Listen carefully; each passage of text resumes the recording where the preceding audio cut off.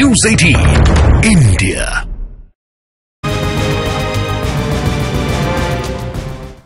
बंगाल से जुड़ी इस वक्त की बड़ी खबर आपको बता दें, संदेशखाली के बीच रास्ते से लौटी बीजेपी की 6 सदस्यों वाली कमेटी कोलकाता में राजभवन पहुंची है। बीजेपी की टीम राज्यपाल से मिलकर बंगाल सरकार और पुलिस की शिकायत कर रही है। तो बंगाल सरकार की शिकायत करने राजभवन पहुंची है बीजेपी की टीम, कोलकाता में पहुंची है। इससे पहले हमने देखा था आज का घटनाक्रम, जब संदेशखाली ये टीम जा रही थी लेकिन पुलिस ने बीच रास्ते में ही रोका और ऐसे में बीजेपी की इस टीम का कहना है कि जंगल राज है, पुलिस डर रही है हमसे और अब राज्यपाल से मिलने पहुंची है ये टीम और राज्यपाल से मुलाकात हुई है। दरअसल बीजेपी के अध्यक्ष जेपी नड्डा ने संदेशखाली घटना की जांच के लिए 6 सदस्यों की टीम का गठन किया। ये तस्वीरें हम आपको दिखा रहे हैं जब पुलिस से झड़प होती है। इसमें केंद्रीय मंत्री भी हैं, बीजेपी के सांसद भी शामिल है और टीम को रोका गया। ऐसे में बीजेपी बार बार ये पूछ रही है कि किस आधार पर उनको रोका गया है और राज्यपाल से मिलकर के राष्ट्रपति शासन लगाने की सिफारिश की जाएगी, ऐसा माना जा रहा है। क्योंकि इससे पहले हमने देखा था कि जो आयोग है, अनुसूचित आयोग, उसने राज्यपाल से राष्ट्रपति शासन की सिफारिश की थी और ये बीजेपी की टीम 6 मेंबर्स है इस टीम में। और ये कहा गया कि जो संदेशखाली की घटना होती है जिसमें महिलाओं ने यौन शोषण के आरोप लगाए हैं, उनके साथ अभद्रता की गई, जमीन उनकी हड़पी गई, ऐसे में ममता सरकार चुप है। जो संदेशखाली में तालिबानी शासन चल रहा है, वहां पर अत्याचार हो रहा है, बलात्कार हो रहा है, हिंदुओं को टारगेट हो रहा है, हम ना देख पाए। गवर्नर हाउस में किस लिए आए सर? गवर्नर हाउस में जाकर बताएंगे क्या हालात है वहाँ, कि हम लोगों को नहीं जाने दिया गया और यहाँ जाकर गवर्नर को हम किसके पास जाएं? ममता बनर्जी का तानाशाही, तालिबानी राज जो चल रहा है उसको हम राज्यपाल जी को बताएंगे। तो आपने बीजेपी नेताओं को सुना। बड़ी बात यह है कि बीजेपी नेताओं को तो जाने से रोका जा रहा है संदेशखाली। यहाँ टीएमसी नेता जाकर मिलकर मौके का जायजा लेकर वो वापस आ चुके हैं। अब बड़ी बात यही है, जो बार बार बीजेपी कह भी रही है कि वहां पर तो जो पुलिस है वो दरअसल गुंडों के साथ खड़ी नजर आ रही है। बीजेपी के नेताओं को वहां जाने से रोका जा रहा है, जबकि जो पीड़ित हैं, संदेशखाली की जो पीड़िता है, वो अपनी बात बयान करना चाहती है, अपने दर्द को बताना चाहती है। वो ये चाहती है कि जो जाति उनके ऊपर हुई है वो लोगों के सामने आ सके। अब अभी का ये जो पूरा माहौल है, क्योंकि इसमें सियासत भी जारी है, तो इन सब के बीच अब कोशिश यही है कि राष्ट्रपति शासन यहाँ पर लगाया जा सके। कोलकाता से आशिका हमारे साथ इस वक्त जुड़ी हुई है। आशिका, हालात संदेशखाली के साथ साथ पूरे पश्चिम बंगाल के क्या है, ये हर किसी को पता है। अब राज्यपाल के पास जाकर राष्ट्रपति शासन की मांग करना, कितनी अभी गुंजाइश लगती है राष्ट्रपति शासन की बंगाल के अंदर?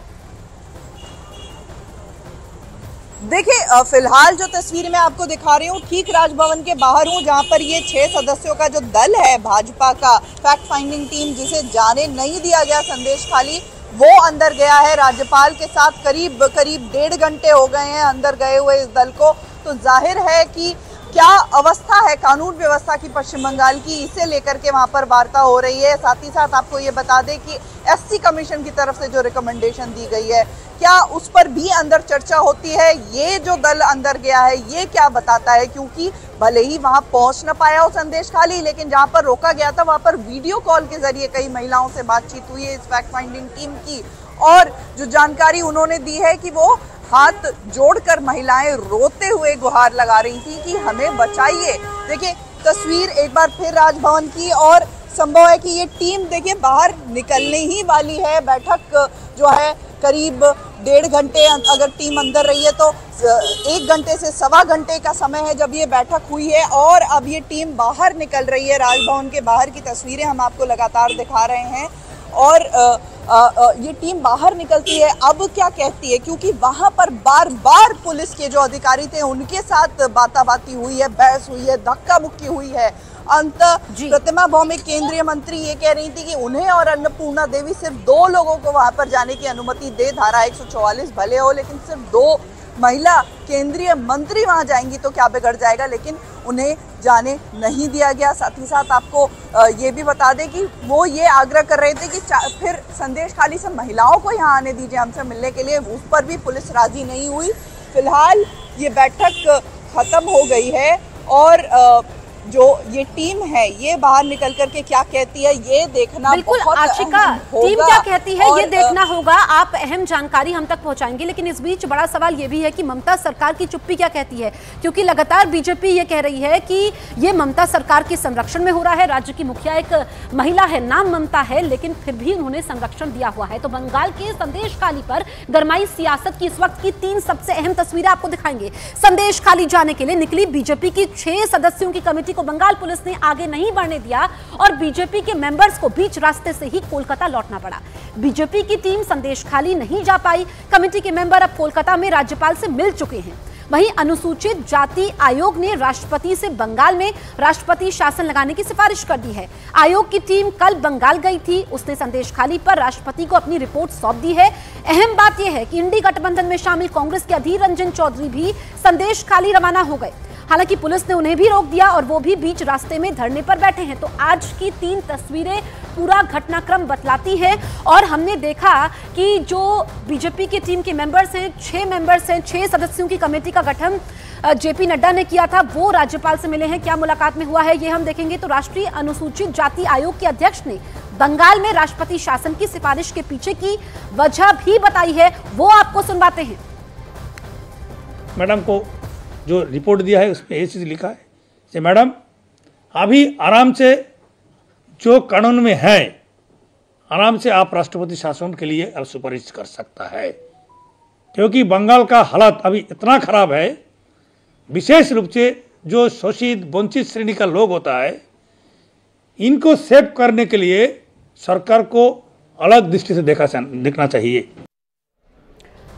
अब इन सब के बीच बड़ी बात यह है कि संदेशखाली का सच सामने आए कैसे। जो पीड़िता वहां पर हैं उनका दर्द दुनिया के सामने आखिर किस तरह से आ पाया। आशिका अभी इसके पहले आपको बता रहे थे कि कैसे जो प्रतिनिधिमंडल बीजेपी का जाना चाहता था संदेशखाली, उन्हें तो रोक दिया गया, लेकिन वीडियो कॉन्फ्रेंसिंग के जरिए उन्होंने बात की और कैसे जो महिलाएं वहां पर थी वो गुहार लगा रही थी, वो ये कह रही थी कि हमारी जो बात है वो बाहर जानी चाहिए और हमें यहाँ से बाहर निकालना है। अब बड़ी बात यही है आशिका इन सब के बीच की वो दर्द सामने आएगा कैसे। बीजेपी नेता क्या कह रहे हैं, उनके प्रदेश अध्यक्ष को नहीं जाने दिया, कल भी हमने देखा नहीं पहुंचने दिया गया, अब आज प्रतिनिधिमंडल को नहीं जाने दिया गया। किस तरह से वो मुलाकात करेंगे, आगे की रणनीति क्या है उनकी। पिछले 1 हफ्ते से ये उठापटक चल रही है, जब एक के बाद एक अलग अलग पार्टी के नेता वहां जाने की कोशिश कर रहे हैं और पुलिस उन्हें जाने से रोक रही है। लेकिन तृणमूल कांग्रेस का जो प्रतिनिधिमंडल गया वो वहां तक पर अंदर तक गया, उनको जाने की अनुमति मिली है। आज भी ये जो बीजेपी की फैक्ट फाइंडिंग टीम है खासतौर पर दिल्ली से आई थी, जिसमें 2 केंद्रीय मंत्री भी शामिल थी, उन्हें भी जाने से रोक दिया गया। अधीर रंजन चौधरी वो भी आज जाने की कोशिश कर रहे थे, उनको भी ठीक उसी जगह पर रोक दिया गया। रामपुर जो जगह है धामाखाली से थोड़ा पहले, फिलहाल ये राजभवन के सामने और ये बैठक लगभग खत्म हो गई है। अब से थोड़ी ही देर में ये जो टीम है अंदर राज्यपाल से मुलाकात करने के बाद बाहर निकलेगी और क्या कहती है ये देखना अहम होगा, क्योंकि आज जो घटना हुई वहां पर धक्का मुक्की की भी तस्वीर सामने आई है। प्रतिमा मंडल, अन्नपूर्णा देवी केंद्रीय मंत्री, साथ ही साथ महिला सांसद भी उनके थी। उत्तर प्रदेश के पूर्व डीजीपी इस फैक्ट फाइंडिंग टीम में थे, जिनको जाने से वहां पर रोका गया। फिलहाल राज्यपाल से उनकी बातचीत हुई है, बैठक हुई है और थोड़ी ही देर में वो बाहर आएंगे। क्या कहते हैं ये देखना बिल्कुल, क्या क्या मांगे आशिका उन्होंने राज्यपाल के सामने रखी है ये देखना अहम होगा। लेकिन इससे पहले पूरा घटनाक्रम अगर हम देखें, जो तस्वीरें सामने आई है, तो बीजेपी का यही कहना है कि जो संदेशखाली में महिलाएं आगे आई हैं उनसे वो मिलना चाहती हैं, उनके साथ यौन उत्पीड़न हुआ है, उनको धमकाया गया है, उनकी जमीनें हड़पी गई है। ऐसे में किस आधार पर पुलिस ने उनको रोका?